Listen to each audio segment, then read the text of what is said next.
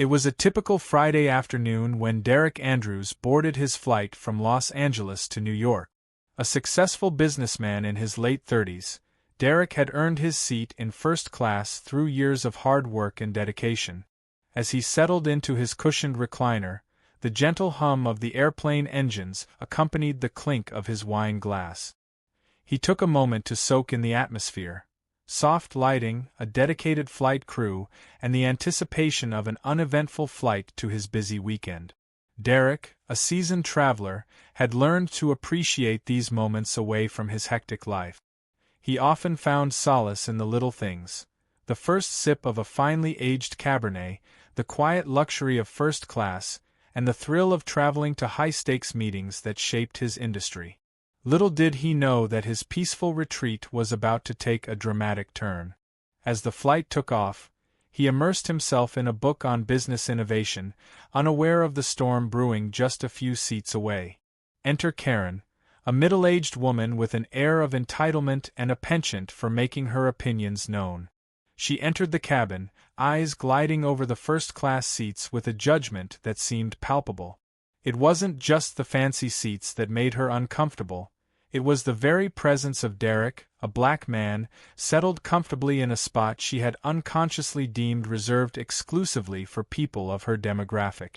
As the flight leveled off and passengers began settling in, Karen's discomfort sizzled to the surface.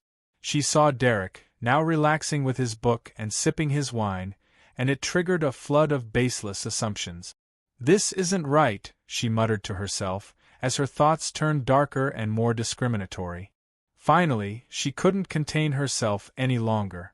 "Excuse me," she called out, her voice dripping with disdain. "I think you're in the wrong seat. Can I see your boarding pass?" Derek looked up, surprised by the confrontation. "I believe this is my seat," he replied calmly, maintaining a composed demeanor.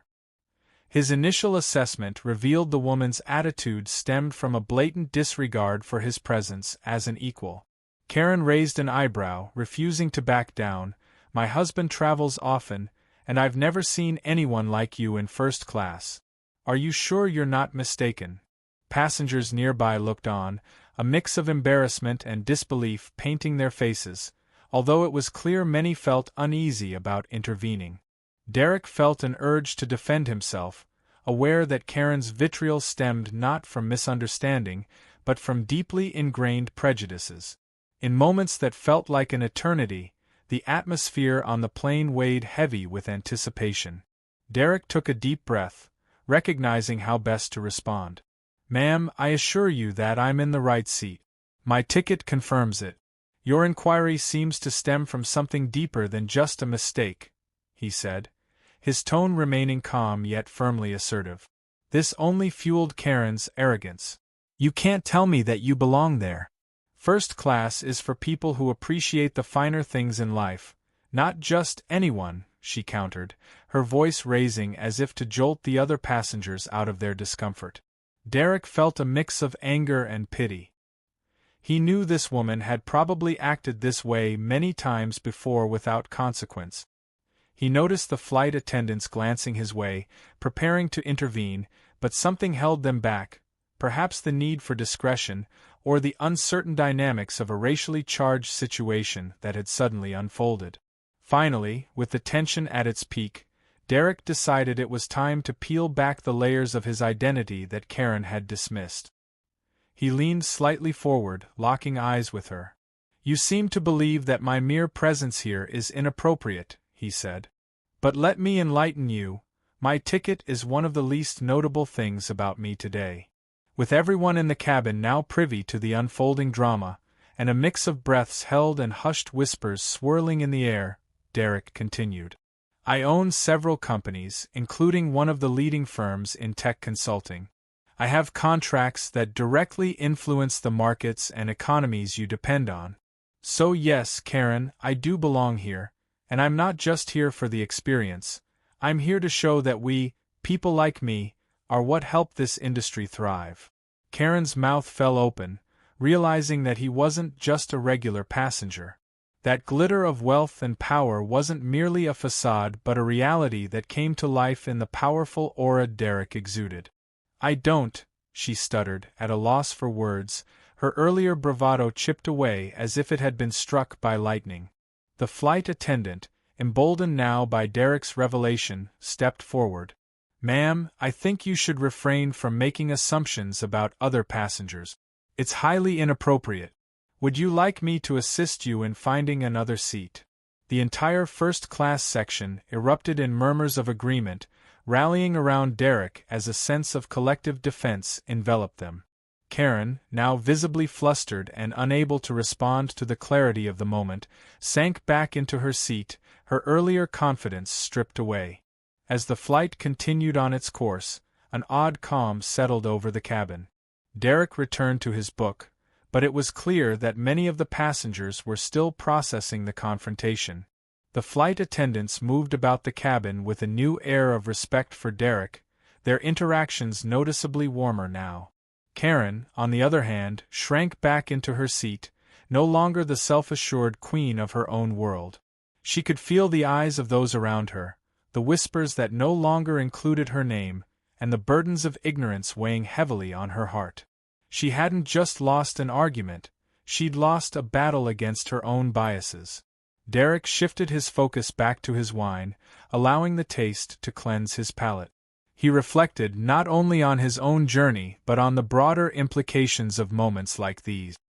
He often felt a duty to challenge ignorance, but today had revealed the vulnerability that often came with standing up to prejudice. Just as the flight began its descent into New York, the announcement came for first-class passengers to prepare for landing. Derek felt a sense of triumph mixed with relief. People like Karen would not go away quietly. They were everywhere, but so was resilience, empathy, and a new wave of understanding that continued to rise. As the plane landed at JFK, Derek gathered his belongings and stepped out of his seat, leaving behind an unsettled Karen who remained enshrined in her shame. He walked through the cabin, receiving subtle nods of respect from the other passengers. Derek's encounter served as a reminder that ignorance could often wear a mask of authority. But it was also a testament to the power of knowledge, self-awareness, and a willingness to confront that ignorance head-on. He recalled similar instances in his life, microaggressions that had prompted him to rise stronger and shatter the ceilings imposed by those like Karen.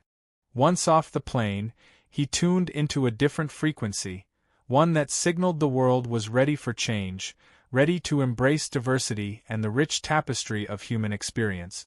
He would use his position to fuel deeper conversations about race and class, using platforms that might amplify voices silenced by prejudice. For Derek, this flight was more than just a journey from point A to point B. It was a small revolution in understanding. He resolved to ever take the flight of life as an opportunity not just to sip wine in first class, but to advocate for those still unjustly sitting in the back, unknown misfits in an unjust system. And in that resolve, he found true power, a wealth far greater than any monetary worth. Derek Andrews emerged from the flight not only as a more fortified individual but also with a renewed sense of purpose. After the confrontation with Karen, he realized that the interactions he had while traveling were more than mere exchanges. They were opportunities to challenge societal norms and to advocate for equity. This incident served as a catalyst for Derek's commitment to using his influence in the business world to promote diversity and inclusion.